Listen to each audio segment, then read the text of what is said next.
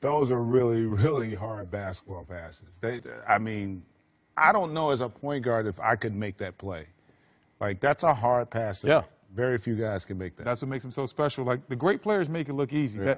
You think that play's simple. Like, oh, I'm just going to catch the ball over here, whip it all the way across the court, and hit George Hill standing in the dead corner right in his shooting pocket. And hitting somebody in their shooting pocket is so important because now it's no wasted motion. The defense doesn't get a chance to recover to you. And the fact that LeBron James can consistently make those passes look easy and hit guys right on point, it just speaks to his greatness and how great he is and his court vision. It's like having a 6'9" point guard out there. Basically. He puts enough zip on it that it's not going to get picked off. It's not going to be a turnover. It's right on target. Can pass with either hand. It can be right hand. It can be left hand. Like he can put the spin on it. He can throw the lob. Like his passing and court and his court awareness and his overall court vision is truly impressive. Yeah, you know, there are guys who are great passers in terms of they can throw the passes that have the highest degree of difficulty, which he does.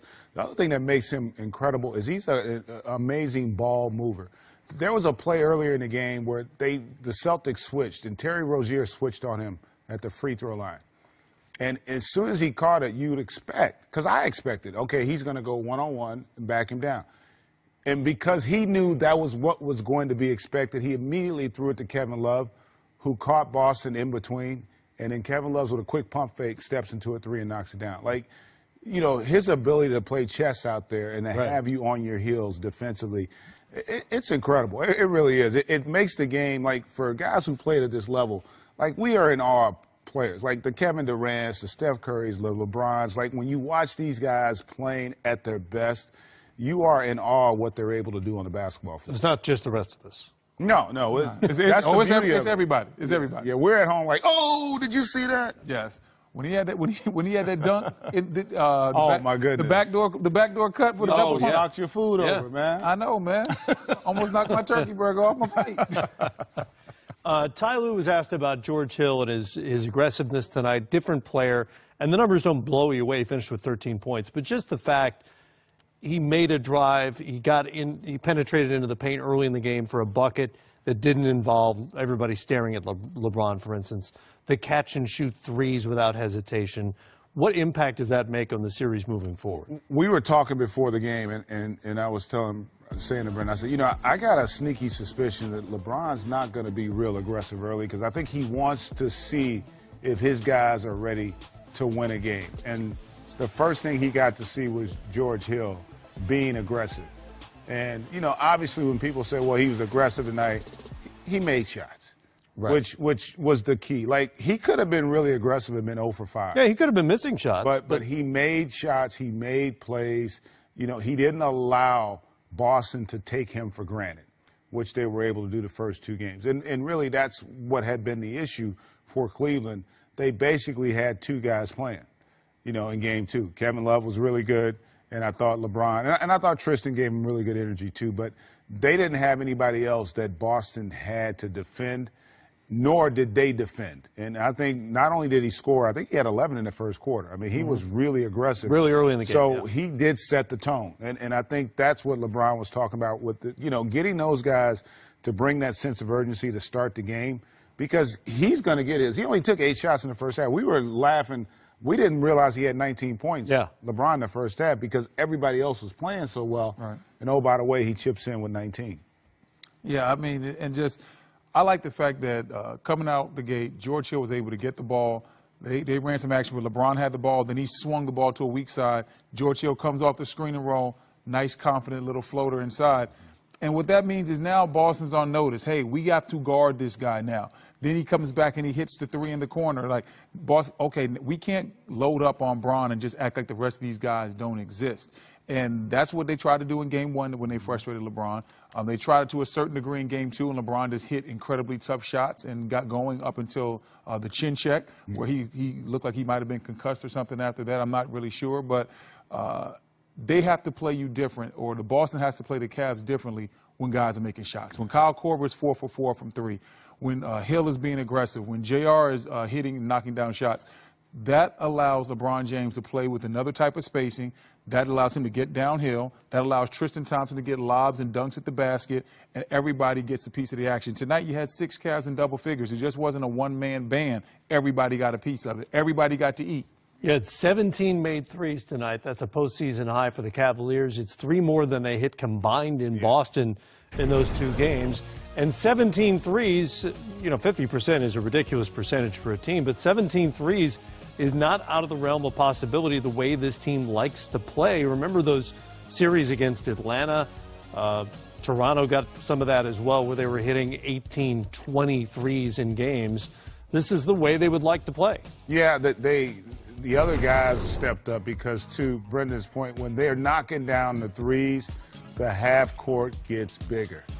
Okay, I got to be a step closer to that three-point line, which does what? It opens up the floor for LeBron to get into attack mode. And he understands that. That's why I think he felt it was imperative that other guys stepped up and set that tone early.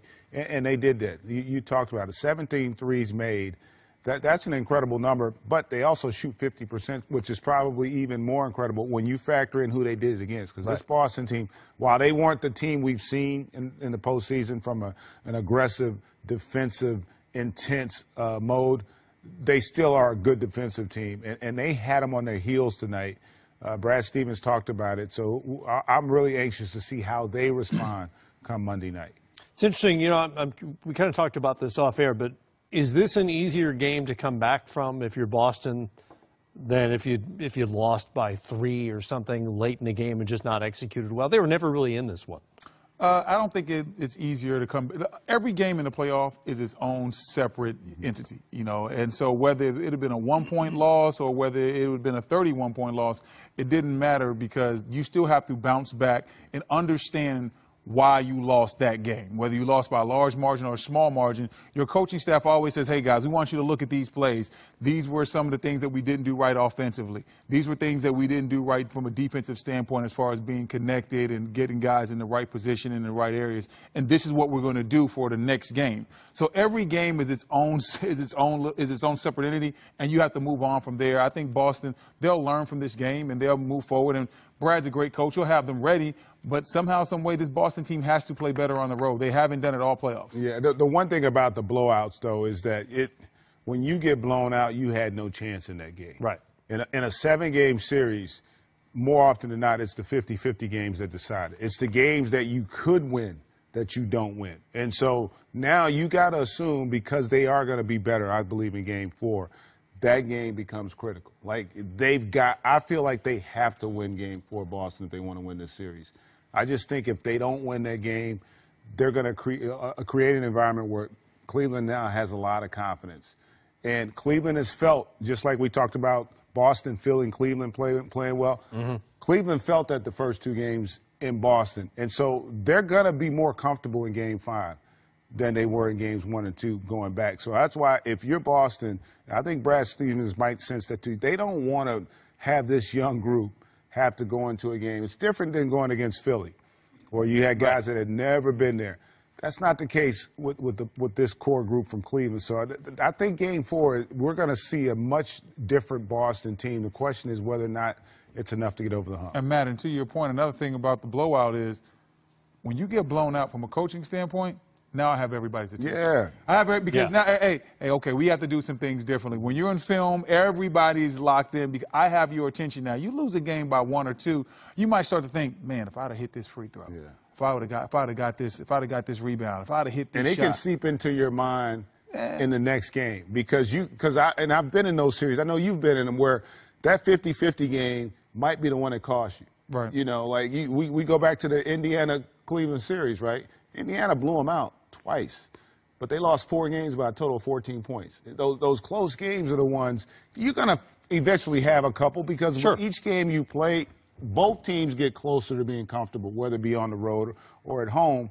And so you want those games. Those are the ones, man, I've been there. That you can't get those back. Those games really are blowout games. They haunt you, there. yeah. I could sit there and laugh on the bench because you know what? They're not 30 points better than us. Right. They might be better. But they're not 30 points. GA. That's what I was going to say.